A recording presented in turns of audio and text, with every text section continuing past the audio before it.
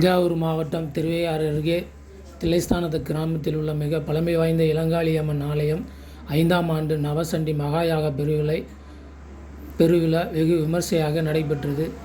திருவையாறு அடுத்து தில்லைஸ்தான கிராமத்தில் எழுந்தருள் உள்ள மிக பழமை வாய்ந்த இளங்காளியம்மன் ஆலயம் 5ஆம் ஆண்டு நவசண்டி மகாயாக பெருவிழா வெகு விமர்சையாக கொண்டாடப்பட்டது. நவசண்டி ஹோமத்தில் நேற்று பரிவார தெய்வங்களான மதுரை வீரன், கருப்புசாமி, மலையாள கருப்பு, விநாயகர், முருகப்பெருமான் போன்ற பரிவார தெய்வங்களுக்கு ஹோமம், பூர்ணாவதி, மூலவருக்கு அபிஷேகம், தீபாராதனை நடைபெற்றது. மாலையில் மகாசண்டி யாகம் முதல் யாகம் தொடங்கப்பட்டன. 2ஆம் மகாசண்டி யாக ஹோமத்தில் ஸ்ரீ மகாகாளி சண்டிகா அத்தியாயம், ஸ்ரீ மகாலட்சுமி சண்டிகா அத்தியாயம் என 13 அத்தியாயங்கள் நிறைவேற்றப்பட்டதில் பட்டுப்புடவை, மூல மந்திர ஹோமம், பிரம்மச்சாரிய பூஜை, தம்பதி பூஜை, வடுக பூஜை, சுகாசினி பூஜை, கன்னியா பூஜை, திரவிய வஸ்திரா ஹோமம், பட்டு வஸ்திர ஹோமம், கடம் புறப்பட்டு திருக்கோவிலின் பிரகாரங்கள் மேலதள வாத்தியங்கள் முழங்க உலா வந்து மூலமூர்த்திகளுக்கு கட அபிஷேகம், மகா பூர்ணாதி தீபாராதனை நடைபெற்றது. இதில் ஏராளமான பக்தர்கள் கலந்து கொண்டு சண்டி ஹோமத்திற்கான காணிக்கையாக புடவை, பட்டுப்புடவை, தாலி, பழங்கள் வகைகள், வெள்ளி கொலுசு, மூக்குத்தி, வெள்ளி ஊஞ்சல், குடை போன்றவற்றை கொடுத்து இறைவனை அருளை பெற்று சென்றார்கள். ஐயா இறை நாமா சொல்லுவார். இறை நாமா சொல்லும் பொழுது நீங்க எல்லாரும் ஜெய ஜெயான்னு சொல்லணும். சொன்னா அது மகத்தான புண்ணியம். இப்ப யாருக்கோ வெற்றி கோஷம் போடுறோம், ஐயா வாழ்க, அவங்க எல்லாம் கை விட்டுருவாங்க. நம்ம இளங்காரி இன்னும் கைவிட மாட்டாங்க நம்மள. இப்ப என்ன பண்ண எல்லாரும் ஜெய் மகாகாளிகே, ஜெய ஜெய ஜெய மகாமாயே அப்படி சொல்லணும். எப்படி சொல்லணும்? அத மாதிரி சொல்லணும். சொல்லாம எல்லாமே இல்ல கை எடுத்து கும்பிடுங்க, சொல்லுங்க. ஜெய ஜெய ஜெய மகாமாயே, ஜெய ஜெய ஜெய துக்காபஹாரே, ஜெய ஜெய ஜெய வழிபடா பஹாரே, ஜெய ஜெய ஜெய மதுரை ஜெய ஜெய சகலகார் ஜெய பிரதே, ஜெய ஜெய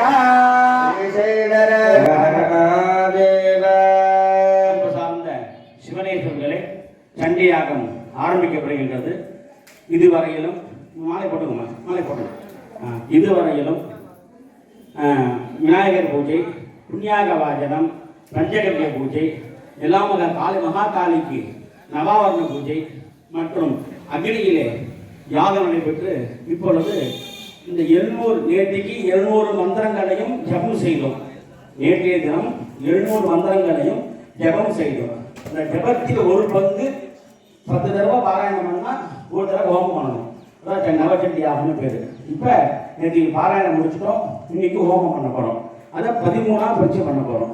ஒவ்வொரு அத்தியாயத்திற்கும் உபயம் சங்கல்பம் பண்ணப்படும். இந்த வாட்ஸ்அப் மூலமாகவோ நேரில் கொடுத்த 1000 ரூபாய் 2000 ரூபாய் சங்கல்பம் பண்ணப்படும். சமயம் நான் சொல்றேன், அங்கே போய்க்கலாம் எல்லாருமே. இப்ப முதல்ல உள்ள மகாகாளி சண்டிகைக்கு யாகம் தொடங்குகின்றது. முதல் காளி மகாகாளி. மகாகாளி அப்படின்னு சொல்லும் பொழுது எல்லோருக்கும் தெரியும் மகாகாளி எப்படி இருப்பான்னு. மாய ரூபமா இருப்பா. மாயைன்னா உலகத்தை ஆளக்கூடிய காளி. காலத்தை அவள் கையில் வைத்திருக்கிறார். அவளுக்கு மகாகாளின்னு பேரு. ஒரு சமயம் மகாவிஷ்ணுவுடைய தூங்கிட்டு இருக்கார்.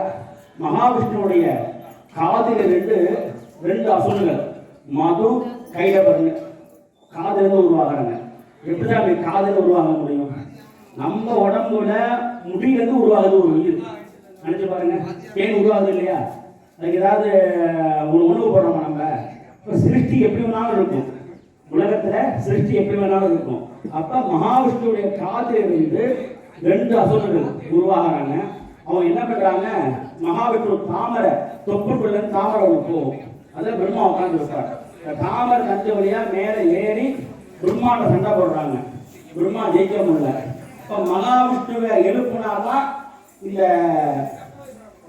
அசுரம் அழிக்க முடியும். அப்படிங்கிறதுக்காக மகாவிஷ்ணு என்ன பண்றார், மாயைங்கிற காளி பிடிச்சிருக்கா. அந்த காளியை பிரார்த்தனை பண்றாங்க, அம்மா இப்படி மகாவிஷ்ணு எழுப்பி விடு, அசுரன் சந்தாரம் பண்ணணும். இந்த காளி அனுகிரகத்தினால மகாவிஷ்ணு மது பேர் சமசாரம் பண்ணா முதல் அத்தியாயம் நடைபெறுகிறது. அனைவரும் கந்ததசத்தை எழுதுமாறு கருதணும். இதனுடைய புண்ணியம் என்ன அப்படின்னா, நமக்கு ஏற்படக்கூடிய ஆயுள், ஆரோக்கியம், ஆனந்தம் அனைத்தையும் அம்மா அது பண்றாளாம். தரிசிக்கவும். இந்த பாட்டு அங்க அவன் பாத்துமா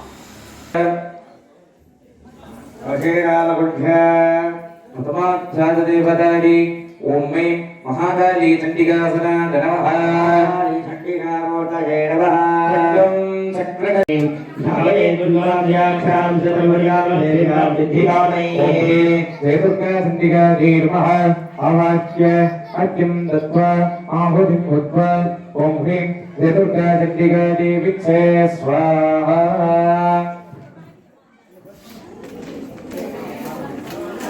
இலங்காளி அம்பிகையினுடைய அருளோடு நிகழ்ந்தேறி வருகின்றதான சண்டியாக பெருவிழாவிலே 3 அத்தியாய யாகங்களானது நிறைவுற்று 4வது அத்தியாயம் இந்த பகுதியினுடைய தலைவியாக விளங்கக்கூடிய அம்பிகையின் திருநாமம் ஜெயதுர்க்கை என்று சொல்லக்கூடிய சண்டிகை. இந்த சண்டி ஹோமத்தில் மட்டும் பார்த்தோமேயானால் எந்தெந்த அம்பாள் எல்லாம் வருதோ அந்த அம்பாளுக்கு பின்னாடி சண்டிகை சண்டிகை அப்படின்னு சேர்த்து சொல்லணும். சாதாரணமா துர்க்கையை பார்த்தீங்கன்னா துர்க்கை அப்படின்றோம். ஆனா இங்கு வரும் பொழுது ஜெயதுர்கா சண்டிகை அப்படின்னு சொல்லக்கூடிய ஒரு நாமதேயத்தோடு இந்த அத்தியாயத்திலே அம்பிகை அருள்பாலிக்கிறாள். ஜெயம் அப்படின்னாலே வெற்றி அப்படின்னு பொருள். நாம வாழ்க்கையில ஏதோ ஒரு காரியத்தை செய்ய முற்படுறோம் அப்படின்னா அதுல தோல்வி எதிரே பார்க்க மாட்டோம் யாருமே. ஆனா நம்ம எதிர்பார்க்காத மாதிரி சில காரியங்கள்ல நமக்கு தோல்வி அடையும். ஆனா நாம எதிர்பார்க்கிறது என்ன? வெற்றி தான். அப்ப எல்லா காரியங்களிலும் தோல்வி இல்லாமல் எல்லா காரியத்திலும் வெற்றியை தரக்கூடிய அம்பிகையாக இந்த அத்தியாயத்திலே அம்பிகை அருள்பாலிக்கிறாள். அதனாலதான் இந்த அம்பாளுக்கே பெயர் பார்த்தோமையானால் ஜெயதுர்க்கை அப்படின்னு சொல்லக்கூடிய அம்பிகை. துர்க்கையில பார்த்தேன்னா நிறைய விதமான துர்க்கைகள் உண்டு. சாபரி துர்க்கை, ஆசினி துர்க்கை, லவண துர்க்கை, அக்னி துர்க்கை அப்படின்னு நிறைய துர்க்கை உண்டு. அதுல இந்த அத்தியாயத்திலே ஜெயதுர்க்கை என்று சொல்லக்கூடிய அம்பிகை. துர்கா அப்படிங்கிற ஒரு சொல்லுக்கு பார்த்தேன்னா 2 விதமா அர்த்தங்கள் சொல்லுவாங்க. நமது துக்கத்தை எல்லாம் களைந்து நமக்கு நன்மையை தருபவள், அதனால துர்க்கை அப்படிம்பாங்க.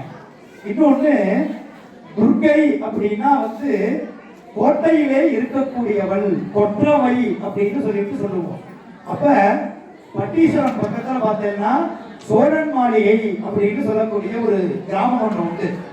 அந்த சோழன் மாளிகையில உள்ள துர்க்கை அம்பிகை, அங்க இருக்கக்கூடிய விநாயகர் எல்லாம் தான் இன்னைக்கு பட்டீஸ்வரத்துல பாத்தீங்கன்னா 3வது பிராகாரத்திலே இருக்கக்கூடிய அம்பிகை அங்கு சோழர்களால் வழிபட்டு அங்கு பூஜிக்கப்பட்ட அம்பிகை தான் பிற்காலங்களிலே இங்கு சிவாலயத்திலே வைத்து வழிபடுகின்றதாக சொல்வார்கள்.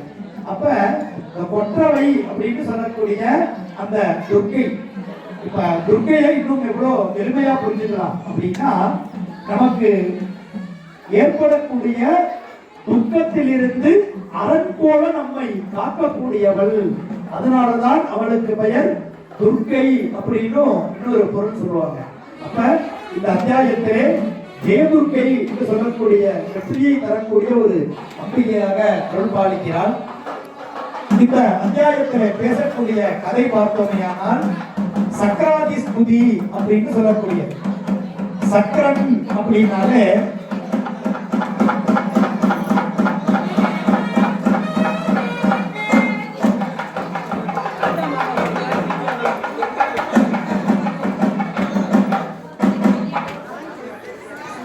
சக்கரன் அப்படின்னு சொன்னாலே இந்திரனுடைய பெயர்.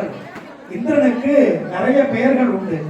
இந்திரன், மருது, மகவன், விடௌஜன், பாகசாசனன், விருத்தஸ்ரவன், புராஹுதன், புரந்தரன் என்று சொல்லக்கூடியதான நிறைய பெயர்கள் இந்திரனுக்கு உண்டு.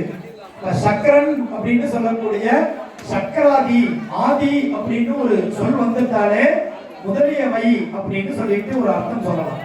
அப்ப இந்திரன் முதலிய தேவர்கள் எல்லாம் அம்பிகையை நோக்கி துதி செய்யக்கூடிய ஒரு அத்தியாயமாக விளங்கக்கூடியது.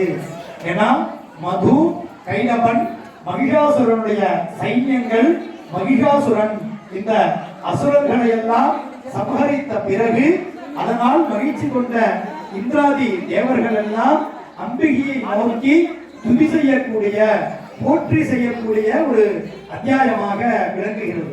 இந்த அத்தியாயத்திலே ஒரு அருமையான ஒரு ஸ்லோகம் பண்ணுறோம். துர்கே ஸ்மிருதா ஹரசி பீதி அசேஷ ஜந்தோஹோ ஸ்வஸ்தை ஸ்மிருதா.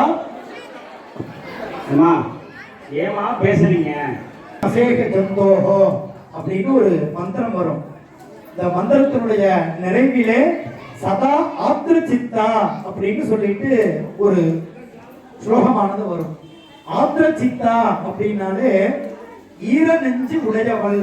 நாம என்ன ஒரு தவறு செய்தாலும் அதனை எல்லாம் பொறுத்து அம்பிகையானவள் அந்த தவறுகளை எல்லாம் மன்னித்து நமக்கு நல்லதையே தருபவள், துக்கத்தை அகற்றுபவள், நமக்கு வரக்கூடிய துக்கத்திலிருந்து அரணாக அமைந்து நம்மை காக்கக்கூடியவள் அப்படின்னு பொருள்.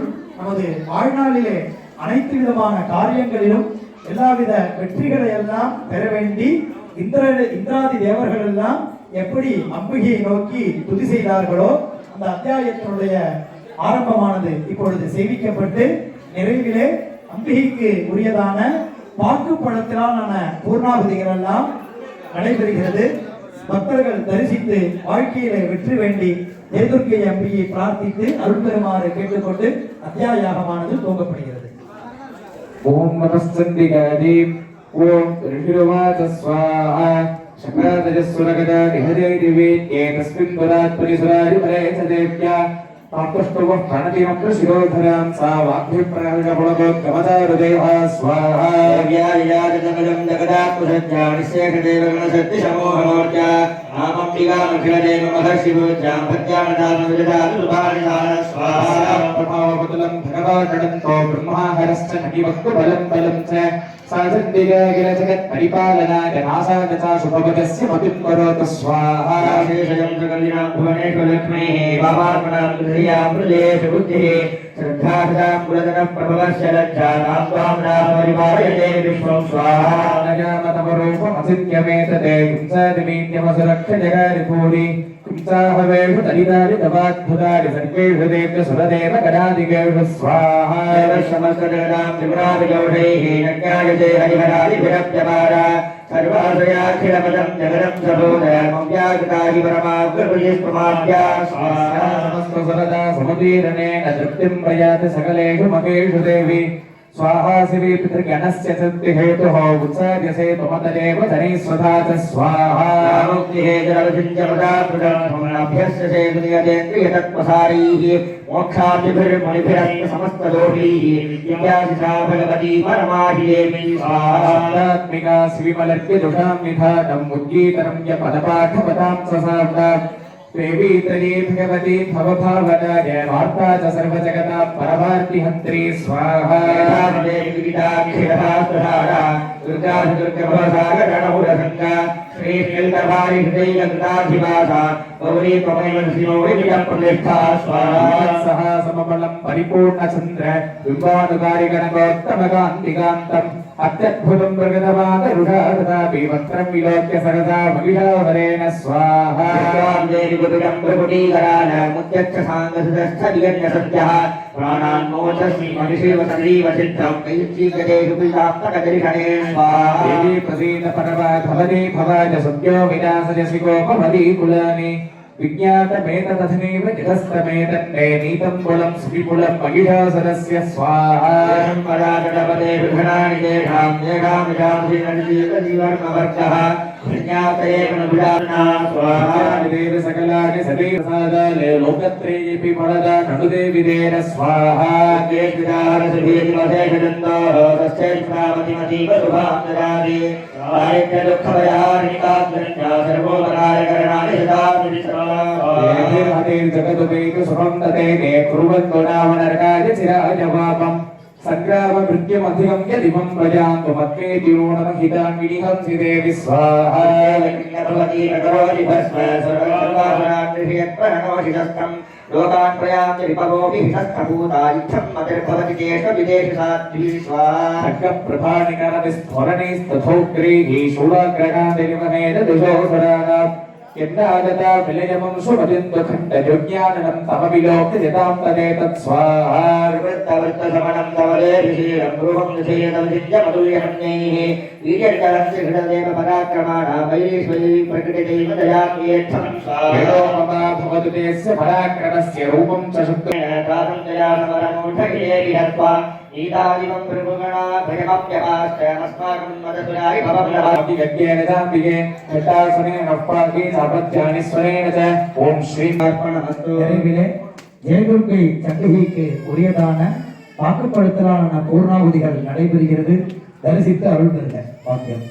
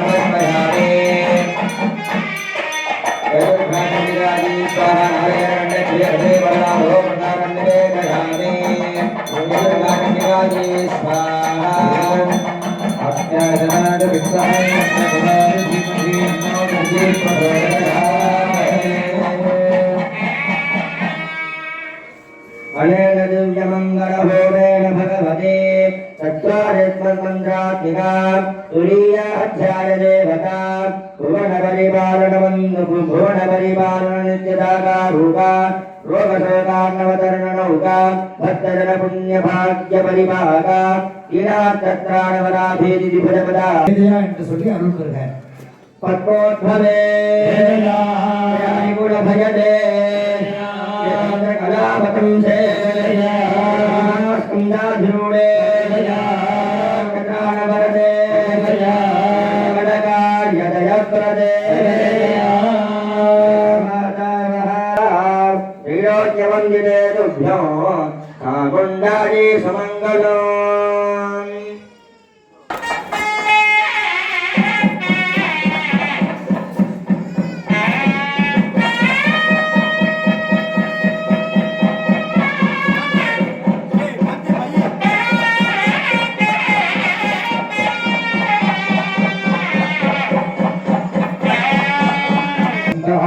महासरस्वती देवता भीमा शक्तिः भ्रामरी वेदं सूर्यस्तत्त्वं सामवेदस्वरूपं श्री महासरस्वती प्रीत्यर्थे उत्तरचरित्र होमे शूलहलाय शङ्खपसले चक्रं धनुस्साय काम्बरे वडवले शुभानिकार्ये महासरस्वती चण्डिकायै नमः आवाहनादिकं विधाय तर्क्यं दत्त्वा आहुतिं भूत्वा ॐ क्लीं महासरस्वती चण्डिकायै विच्छे स्वाहा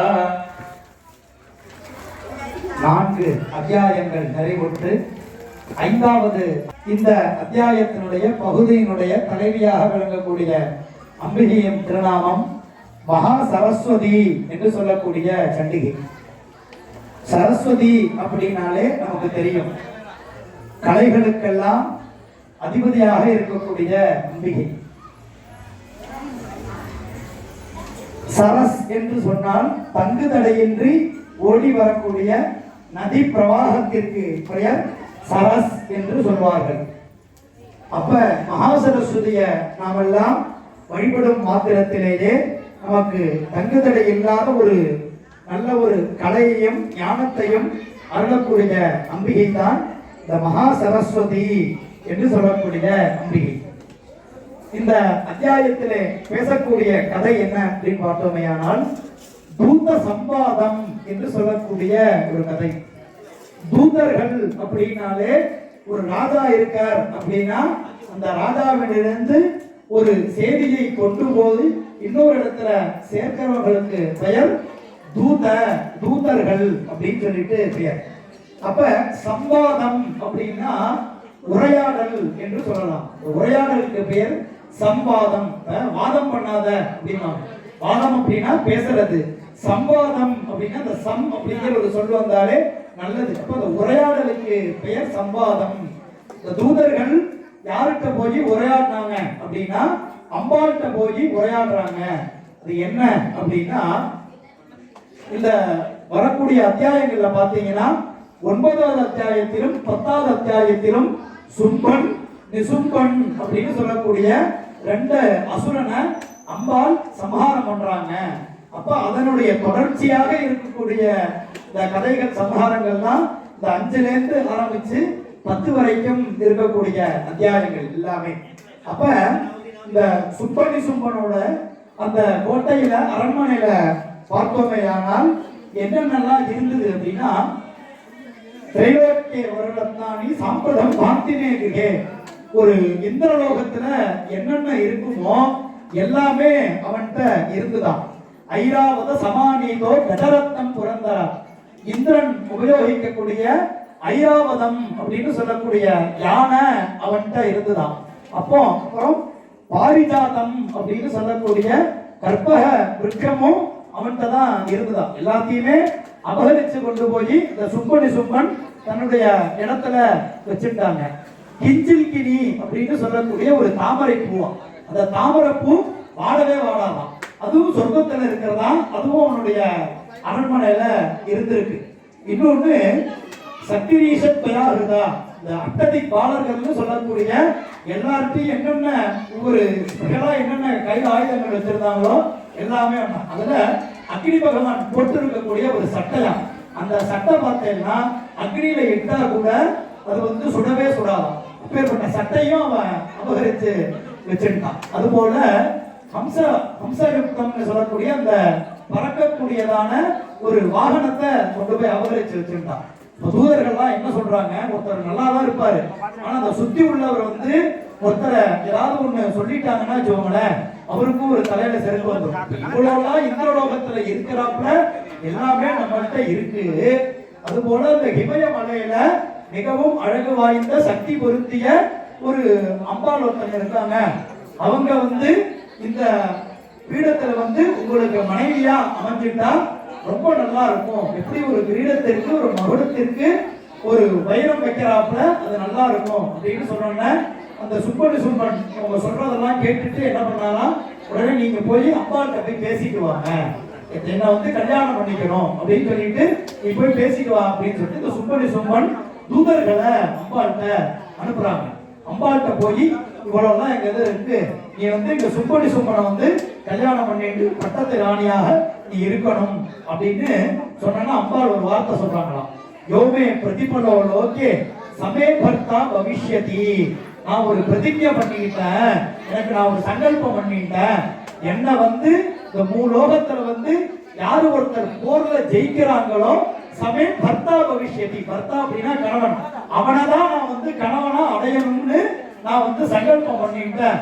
அதனால உங்க சுப்பனி சுப்பனாக இருக்கக்கூடிய உங்க ராஜாவை நான் இது பண்ண முடியாது, என்ன போர்ல ஜெயிக்க சொல்லு, அப்புறம் வேணா நான் கல்யாணம் பண்ணிக்கிறேன் அப்படின்னு சொல்லிட்டு அம்பாளும் இந்த தூதர்களும் உரையாடக்கூடிய ஒரு அத்தியாயமாக விளங்கக்கூடியது இந்த அத்தியாயம். மேலும் இந்த அத்தியாயத்துல ஒரு சிறப்பு என்ன அப்படின்னா ஒரு 23 ஸ்லோகம் வரும். யாதேவி சர்வபூதேஷு லக்ஷ்மி ரூபேண சம்ஸ்திதா, மாத்ரு ரூபேண சம்ஸ்திதா, துஷ்டி ரூபேண சம்ஸ்திதா அப்படின்னா வரும். லக்ஷ்மி அப்படின்னாலே செல்வத்தின் வடிவமாக இருக்கக்கூடிய உன்னை நமஸ்கரிக்கிறேன், யாதேவி சர்வபூதேஷு க்ஷுதா ரூபேண சம்ஸ்திதா.